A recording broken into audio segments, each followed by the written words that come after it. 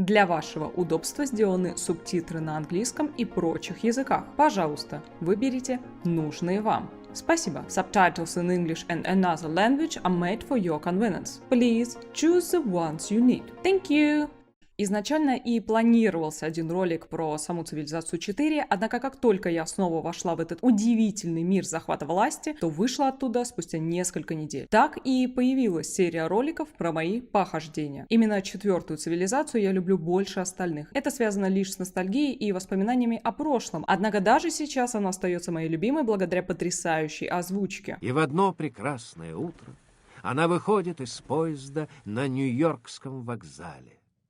Ты знаешь, что ее спас рок-н-ролл? И абсолютно понятным для меня интерфейсом. После цивилизации абсолютно все стали приглашать меня в остальные стратегии. Но, ребята, я не играю вообще в стратегии, кроме цивилизации. Я не против, однако пока на это нет времени. Сама система построена идеально. У тебя есть несколько вариантов результативных побед, такие как военная победа, то есть завоевание с помощью военной техники, технологиями, то есть надо открыть все самые последние технологии, по очкам, то есть у каждой империи есть набор очков, и по ним можно выиграть. Территориальная, и это не военная. Ее можно получить и дипломатическим путем, но самое эстетичное — это культурная победа. Ее можно получить, если у вас есть 3 города с легендарной культурой. Космическая победа — это надо улететь на орбиту, и здесь потребуется не только ваша седалищная часть, а изучение ракетостроения. И дипломатическая победа, то есть в ООН можно выиграть выборы мирового лидера, и здесь я и проиграла. Цивилизация мне нравится тем, что она напичкана всевозможной исторической информацией и памятниками. Мини-заставки чудес света доставляют особое удовольствие. Через игры ты изучаешь некоторые аспекты истории и можешь воссоздать бои, если ты стратег от бога. Да даже если не от бога, это не отменяет желание завоевывать города и строить козни. Для меня цивилизация имеет больше психологический аспект, ведь я с удовольствием завоевала бы какое-нибудь государство, и здесь я вполне могу реализовывать свои тоталитарные злодеяния. Таким образом разгружаются мозги, и нет ощущения, что ты бесхребетное чмо. Все мы по-своему хотим править этим миром, и благодаря стратегиям у нас есть такая возможность. Причем, если вы заметите, то каждый играет по-своему. Для кого-то способ созидания и дипломатические победы более по душе, чем уничтожение всего и вся. И на пепелище отстраивать новый свет. Следственно, мы можем сделать вывод, как хорошо, что это всего лишь игра. Сама четвертая часть проекта проста до ужаса. Несмотря на ее разнообразные настройки, в частности, такие как выбор планеты, флоры и фауны и появление разбойников, она не заставляет тебя изучать подноготную интерфейсе 200 лет, в отличие от последующих частей, в которых особо ничего я не поняла. Отслеживать можно все, что угодно. Как чувствует себя ваш народ? Голодает ли? Или ему мало места? Куда пойдет тот или иной разбойник? Или же они будут работать автоматически? Особенно мне нравится просматривать ветки изучения технологий и каждый раз, как в первый раз, охать и ахать от того, что я смогу потом открыть. Я заметила, что с возрастом такие проекты становятся все интереснее и интереснее, благодаря тому, что твоя черепная коробка уже многое видела и может реализовывать 3D-объекты у себя в голове. С опытом человек приобретает способность все яснее представлять реальные события в нереальном пространстве. Таким образом, ваша картина мира станет более яркой и добавятся эффекты, которыми вы можете дополнить цивилизацию. Конечно, это не реальность, и здесь слишком мало человеческих факторов. Все прописано и все предсказуемо, в отличие от реальной жизни, где человеческий фактор играет главную роль, ну и когда-нибудь на нас упадет метеорит. Все модельки персонажей страшненькие до ужаса, благо до них не надо долго смотреть. Из взаимодействия доступны такие параметры, как передача материалов и обмен технологиями. Также можно заключать союзы, делать открытые границы и устраивать войну. Если, например, у нас есть войны, то с изучением технологий вы можете апгрейдить их до последней версии. Так делается с любой военной техникой и солдатами. Поначалу один город не очень радует своей скудностью, однако со временем у тебя может быть и 10 городов, и теперь надо успевать отслеживать все территории и все позиции, а также готовиться к нападению или отправлять шпионов на территории вражин. Это очень интересно. И вот ты уже сидишь 8 часов, не вставая со стула, полностью погружен в мир тайных заговоров, предательств и завоевания, и тебе так хорошо, будто нет никакого другого мира, и ты весь такой петух хамбургский, способный победить всех и вся, пока маманя не позвала тебя на кухню. Если переиграть в цивилизацию, то можно завоевать местных соседей и даже целый подъезд. В свободное от захвата мира время вы будете отстраивать новые поселения и постоянно защищать свои территории, изучать новые технологии и наблюдать, как ваша империя становится самой огромной и высокотехнологичной. Также не стоит забывать про культуру. Нам доступно доступно отстраивание храмов, и благодаря этому в городе могут появляться таланты, которые также можно использовать. К цивилизации можно относиться по-разному, однако в такого рода проекты заходит определенная категория людей. Обычно это те, которые любят управлять или контролировать. И именно для этой цели и была придумана цивилизация. Это ваша площадка, ваша игра, и только вы выбираете подходящую для вас стратегию. Да, тут нельзя делать все, что вам вздумается, потому что мы с вами ограничены программой. Однако для того, чтобы поджечь соседа или показать свое превосходство мирным путем, на это все нам хватит и ресурсов, и кнопок на интерфейсе, и фантазии.